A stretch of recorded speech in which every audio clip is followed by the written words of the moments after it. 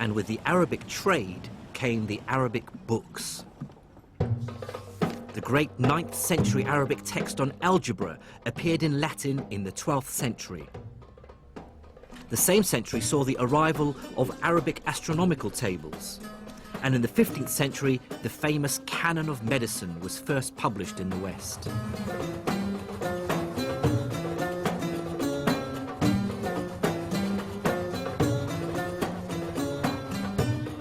And this influx of learning seems to coincide with a great historical shift.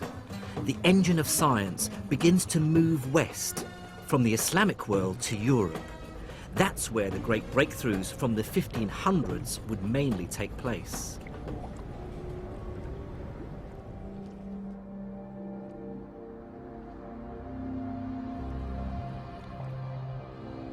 I encountered an astonishing and very tangible symbol of this shift, and a really surprising clue as to why it happened, thanks to Professor Angela Nuovo from the University of Udine.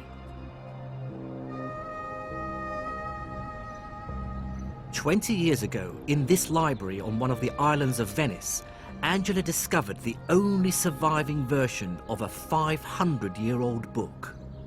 And what did it feel like? I mean, this is a big Yes. discovery. Yes, it was a great emotion. I remember it was July, very hot, like today, even hotter, and I felt cold at that moment, yes. And yes, it was a great emotion. What she found was the very first printed copy of Islam's holy book, the Quran.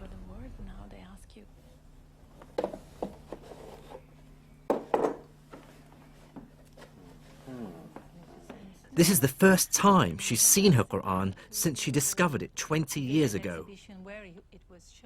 But it struck me as strange that the world's first printed Quran was produced in Venice and not in the Islamic world. And it's obvious at first glance that it was printed by people who didn't speak Arabic very well. Bismillah ar-Rahman ar-Rahim. Alhamdulillahi Rabbil Alameen ar-Rahman ar-Rahim. Maliki Yawm ad-Din. Iyyaka na'budu wa iyyaka nasta'in. I mean, what strikes me is that it's written in what I would regard as almost childlike handwriting. It's clumsy. Yeah. Well, it's the first attempt to reproduce the handwriting in movable types.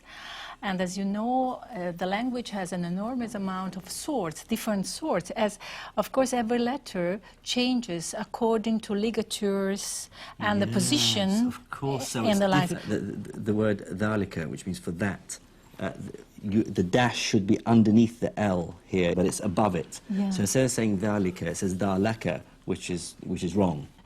Probably there were not people really of mother language in the press.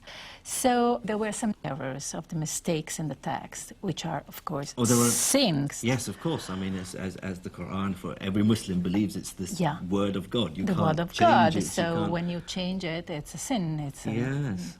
How was it first received, do you think, when it was published? Well, yes, the idea is that the hypothesis is, and I think it's true, that it was an enormous failure from really the business point of view, as the Muslim didn't accept the printing press for centuries, and probably the whole copies of this book were destroyed. So we don't have any other copy. Probably the only one that remained in the Western world is this book. I felt that the failure of this printed Quran to catch on in the Islamic world spoke volumes.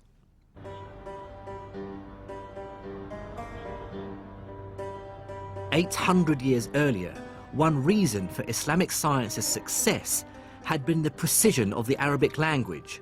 With over 70 different ways of writing its letters and many extra symbols to define pronunciation and meaning, it allowed scholars of many different lands to communicate in a single common language."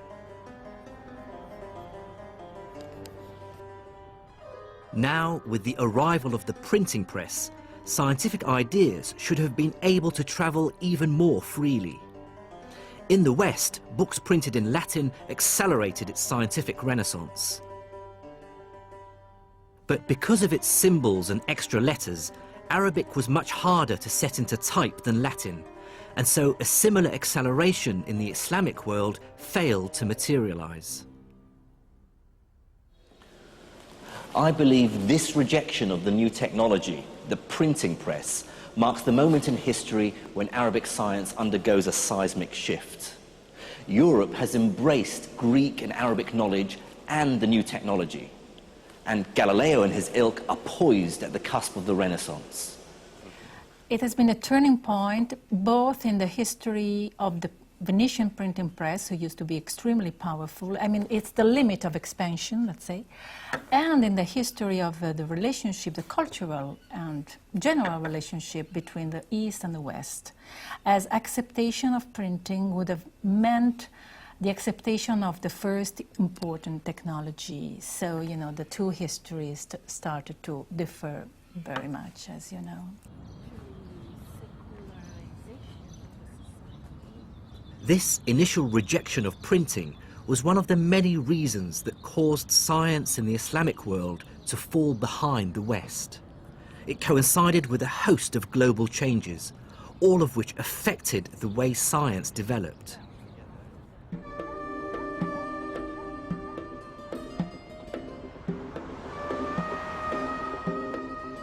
The first and most obvious reason for the slowdown in Islamic science is that the Islamic empire itself falls into decline from the mid-1200s. One reason for this is that it's under attack from all sides. From the east are the Mongols. In 1258, they invaded the capital Baghdad, and it's said that the waters of the Tigris and Euphrates rivers ran black for days with the ink of the books they'd destroyed. But trouble was also brewing in the far west of the empire.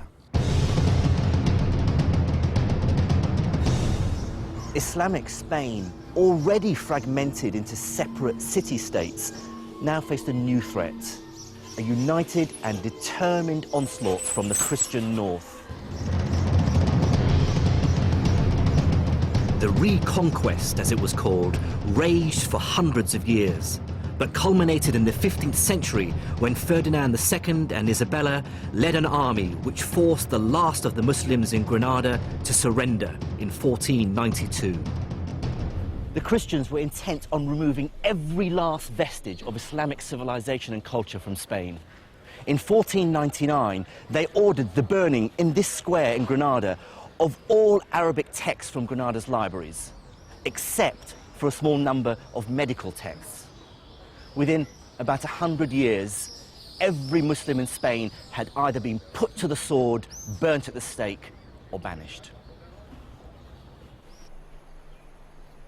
And Christians from the east of Europe were intent on reclaiming the Holy Land. The Crusades. Bent on carving out a holy Christian Levant and claiming the holy city of Jerusalem, the Crusaders launched a massive attack on northern Syria. They quickly captured this castle and turned it into one of their strongholds. Then, with ruthless and missionary zeal, they marched on Jerusalem. And as the empire fought with its neighbours, it collapsed into warring fiefdoms. The Mamluks, slaves who originally belonged to the state of Egypt, became its leaders. The Bourbon Almohads ruled Morocco and Spain in the 13th century, and the north of Syria and Iraq splintered into a series of city-states. But for many historians of science, the biggest single reason for the decline in Islamic science was a rather famous event that took place in 1492. That year, the entire political geography of the world changed dramatically when a certain Christopher Columbus arrived in the Americas. I explain it with the phenomena of the discovery of the New World in 1492. The immediate result is that you got immense amount of gold and silver coming to the royal houses of Europe at the time, and all the adventurous empires and royal houses of the time who were setting colonies all over the world. And science always follows the money. As the